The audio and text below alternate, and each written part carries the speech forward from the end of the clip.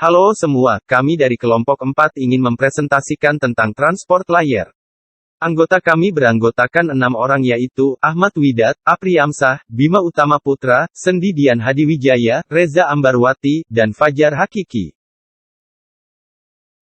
OSI layer disebut sebagai lapisan, karena memang model referensi OSI ini diciptakan berlapis-lapis. Lapisan pada OSI layer ini dibuat dengan tujuan agar setiap paket data dalam sebuah jaringan bisa melewati layer tersebut sebelum pada akhirnya bisa saling terkoneksi. Berikut ini adalah ke-7 lapisan dari OSI layer. 1. Application. 2. Presentation. 3. Session. 4. Transport. 5. Network. 6. Data link. 7. Dan physical. Pada layer 4, disinilah berbagai macam data yang akan dikirimkan dipecah-pecah menjadi beberapa bagian dan diberi penanda sesuai urutannya. Dan penanda itulah yang akan menjadi petunjuk apakah data tadi diterima secara utuh atau harus dikirimkan ulang karena ada yang hilang di tengah jalan.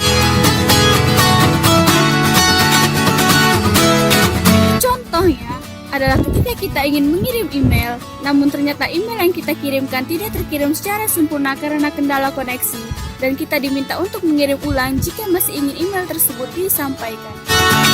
Layer keempat yang harus dilewati saat akan terhubung dengan perangkat lain disebut dengan transport layer. Dalam model OSI, layer ini secara umum bertugas untuk menggabungkan data yang diambil dari banyak sumber untuk dikirimkan dalam satu jaringan saja. Hal tersebut dinamakan multiplexing. Transport layer memiliki tugas memecah data, memberi penomoran pada tiap paket data, dan menjalankan transmisi data ulang apabila terdeteksi adanya paket yang hilang. Transmisi yang dilakukan tidak asal-asalan karena transport layer memiliki flow control. Berkat layer ini, pengiriman data dijamin akan berhasil dan sesuai dengan kapasitas perangkat penerima.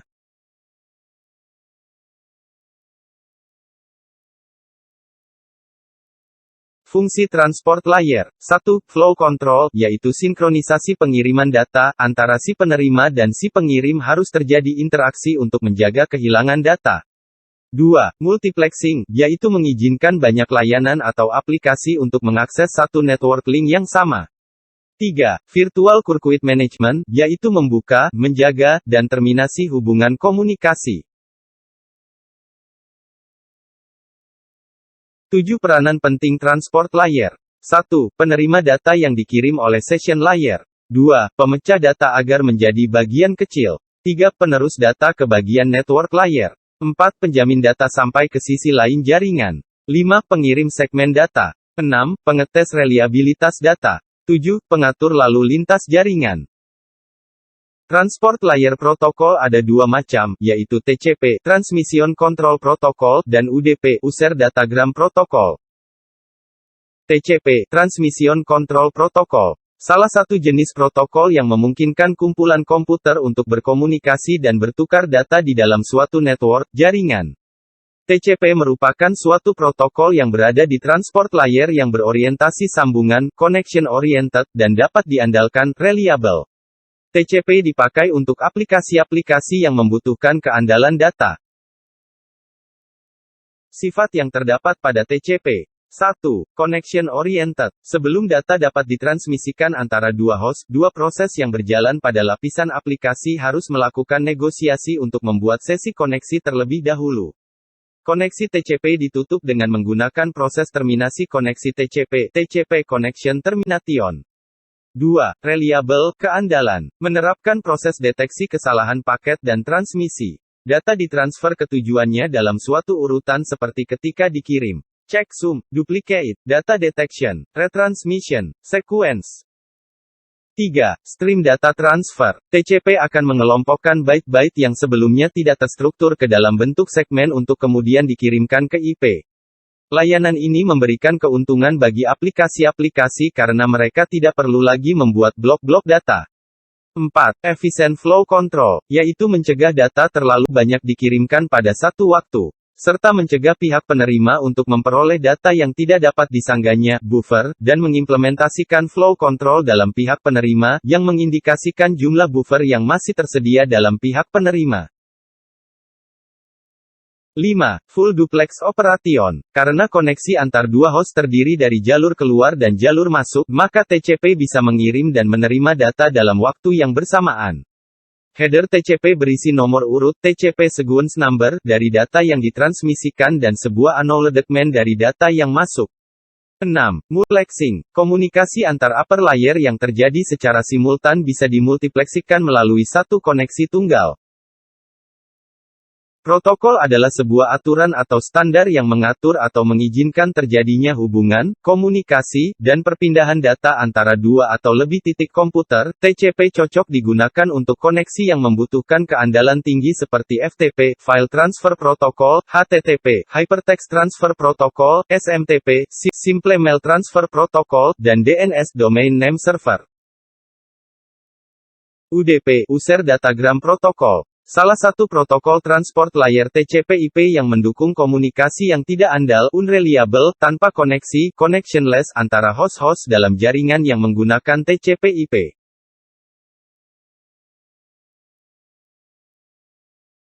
Sifat yang terdapat pada UDP. 1. Connectionless, tanpa koneksi. Pesan-pesan UDP akan dikirimkan tanpa harus dilakukan proses negosiasi koneksi antara dua host yang hendak bertukar informasi.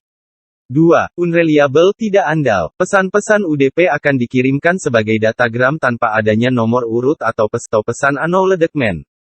Protokol lapisan aplikasi yang berjalan di atas UDP harus melakukan pemulihan terhadap pesan-pesan yang hilang selama transmisi.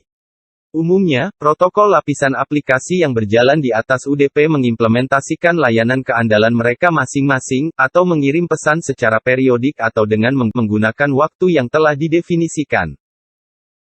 3. Menyediakan mekanisme pengiriman data. UDP menyediakan mekanisme untuk mengirim pesan-pesan ke sebuah protokol lapisan aplikasi atau proses tertentu di dalam sebuah host dalam jaringan yang menggunakan TCP/IP. Header UDP berisi Field Source Process Identification dan Destination Process Identification. 4. Menyediakan perhitungan checksum. UDP menyediakan penghitungan checksum berukuran 16 bit terhadap keseluruhan pesan UDP.